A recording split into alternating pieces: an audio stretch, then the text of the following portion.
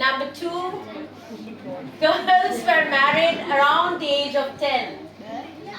Number 3, huge amount of money would be paid by the girls' fathers to get their daughters married. This system, called dowry system, is unfortunately continuing till date. Number 4, small girls would get married to old grandpa-like people. And when these old people died, the small girls would be burnt along with them. This system was called the sati system. You want to say something, dear? Yeah. Actually, I knew sati. Pardon me? Actually, I knew sati. That's very good. That's very good. You have read it in school? Yes. Oh, that's nice. We will hear something from you after this program ends. Okay, let's see. Bengal was the capital of India at that point in time.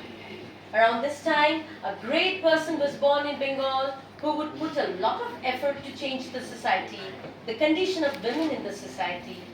But there was still a lot to achieve. And a mammoth effort was required to abolish the cruel sati system. And finally, this man was successful in abolishing the sati system. He was none other but Raja Ram Mohan Roy, the man who showed us the way to light. Born in a Hindu Brahmin family, Raja Ram Mohan Roy witnessed the death of his sister-in-law through the sati system. She was only 17 then. This had a tremendous impact on Raja Ram Mohan Roy. Let's see what he says. Welcome on the stage, Raja Ram Mohan Roy. I am Raja Ram Mohan Roy. I am the son of a Brahmin family, but I could not withstand the narrowness of our society, our culture. I have read the Quran, the Bible, the Vedas, and the Upanishads. I have set up the Brahmo Sabha to fight against social evils, but what shakes me the most is the sati system. I have always tried to abolish it, and I finally got success in 1828, when Lord William Bentinck passed down the Bengal sati regulations. Sati system is now a punishable offense. In 1817, I also set up a Hindu college in Calcutta with the help of Lord David Hare. Do you know there is a pedestrian path called Raja Ram Mohan Walk in Bristol? But alas, my countrymen have almost forgotten me.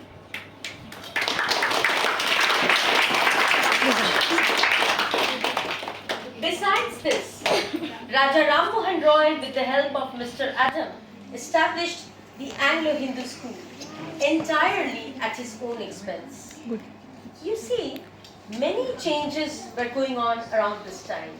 New thoughts, changes, and social reforms gave a way to free thinking. A group of young people started the Young Bengal group under the leadership of a young firebrand teacher at Hindu College named Henry Louis Vivian Gerosio. Do we have any member of this young group with us today? Yes, we have. We do. Here come Kali Prashanna Shingho and Ram Gopal Ghosh. Please be on the stage, the both two of you. I would ask Ram Gopal Ghosh to say a few words about his time. I am Ram Gopal Ghosh. I am one of the leaders of the Young Bengal group. I always thought that women of a country should get proper education. So, I had Mr. Drinkwater Behtur establish a girls' school in Calcutta. I have also witnessed the first Hindu-widow marriage. I have been there to support Vidyasagar.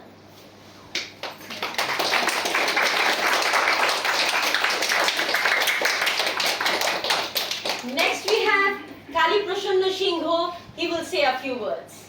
I am Kali Prasanna Singha. I am inspired by the thoughts of the Young Bengal group. I am also a lover of theatre. I have even played a female role in a play. Ha ha ha. I have also been a witness to the first widow marriage to support them. Sir, please take a seat. While all this was going, The brightest personality of this period was doing wonders in the academic field of Bengal. Hailed from Birshingho village in the Midnapur district of West Bengal, his name was Ishwar Chandra Vidyasagar. Born in an humble Hindu Brahmin family to Thakurdas Bandyopadhyay and Bhagavati Devi, Ishwar Chandra Bandyopadhyay was honored with the title of Vidyasagar by his alma mater, the Sanskrit College in Calcutta. Vidyasagar means the sea of knowledge. He was born on 26th September 1820. Recognizing his intellect and quest for knowledge as a boy, his father took him to Calcutta. Story goes that young Ishwar Chandra learned English numerals on his way to Calcutta from the milestones engraved with English numbers. His quest for knowledge was so intense that he used to study under a street light as it was not possible for him to afford a gas lamp at home. In 1841, at the age of 21 years, Ishwar Chandra joined Fort William College as the head of the Sanskrit department. Mr. Marshall recommended this extraordinary scholar for this post. Let's hear it from Mr. Marshall himself. Please come forward, Mr. Marshall. I am Mr. Marshall, the principal of Fort William College. I know Vidyasagar as a great scholar of Sanskrit. I have learned Sanskrit from him. So, I recommend this great man as the head of the Sanskrit department. He has successfully taught Bengali and Sanskrit to all the British civilians. I shall help this great man in all his endeavors. Very good. Another British who was also a friend of Vidyasagar was Mr. Mowat. Please come forward, Mr. Mowat. What do you have to say about Vidyasagar, please? I am Mr. Mowat. I highly recommend my friend, the great scholar Ishwar Chandra Vidyasagar, as the assigned the secretary of the Sanskrit College. Very good. Big hand for Mr. Mowat. Gradually, with Vidyasagar as principal, the Sanskrit College prospered in all respects. For the first time, Sanskrit was open to people from all castes. Vidyasagar also made English a compulsory language. A great visionary he was. Let's hear it from this great man. We have Ishwar Chandra Vidyasagar with us.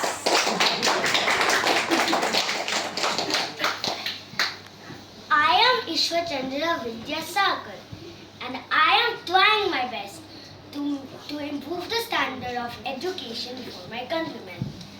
I am also trying my best to make Bengali language easy for common people. If you read my Borno Puriju, you might understand, but there is a lot more to do. In our time, women education is thought to be disturbing for the society. But Mr. Drinkwater Bethune made women education possible by establishing Hindu female school. Together we have to fight with the society to let the girls come to school. I strongly believe in women education.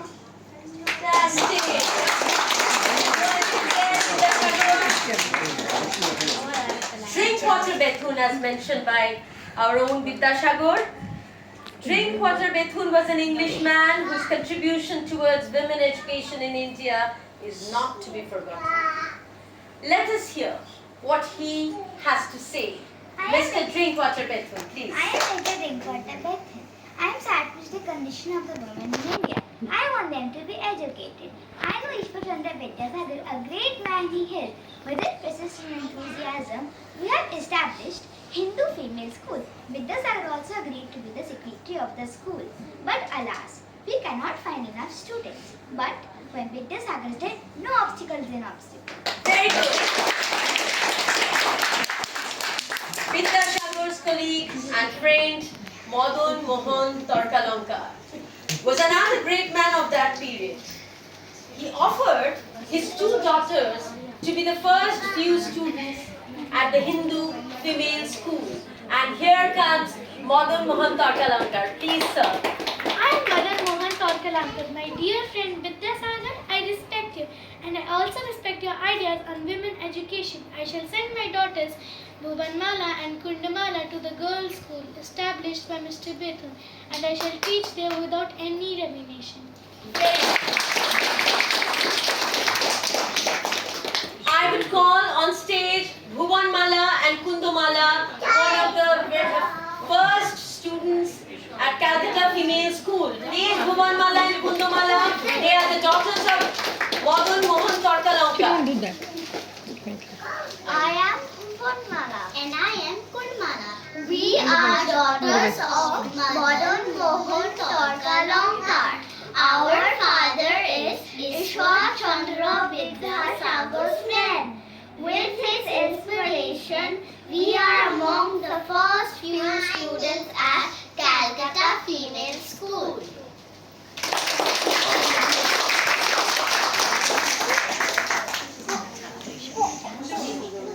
Gradually, with Vidyasagar's enthusiasm and perseverance, the British also agreed to higher level of studies for women in India.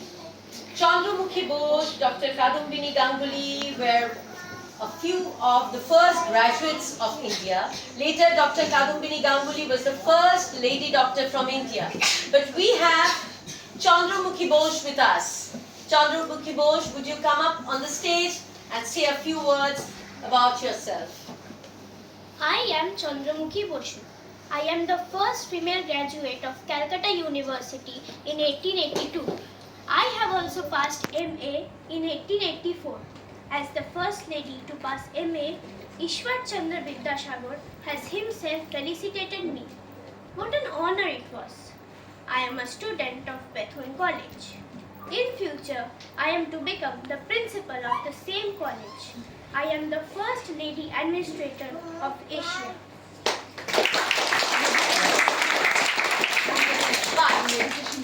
But Vidyasagar's prime motive and contribution was something else.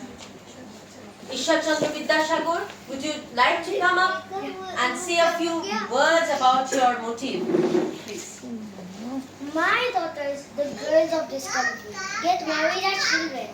Their old husbands die, making these little girls live miserable as widows. I have to do something. It has been a long and difficult battle. But we have to be successful to ensure that lives of hundreds of girls do not go waste. Thank you. Vidyasagar Mashai, thanks a lot. Please be seated. The most intense battle that Vidyasagar fought with society was his endeavor and consequent success to pass Widow Remarriage Act. Hindu Widows Remarriage Act was passed in 1856 with the efforts of Vidyasagar and cooperation from Lord Dalhousie and Lord Canning. It was December 7, 1856. The Sepoy Mutiny was still some months away, but another revolution was brewing in the neighborhoods of native Calcutta. A wedding was taking place at the house of Raj Krishna Bandyopadhyay, a professor of Hindu college. The first legal remarriage of a widow. 10-year-old Kalimati, please come on stage, was being held with Sri Chandra Vidyaratno. Welcome to Kalimati. Start. We are Kalimoti and Sri Chandra. I was a widow till yesterday, but today I am getting married. How can I thank this great man to have saved my life? We thank Vidyasagar to help us to be together and we wholeheartedly support Widows Remarriage Act. Lakhs of women will be indebted to the great Vidyasagar to bring about this act. We pronounce him. Very good.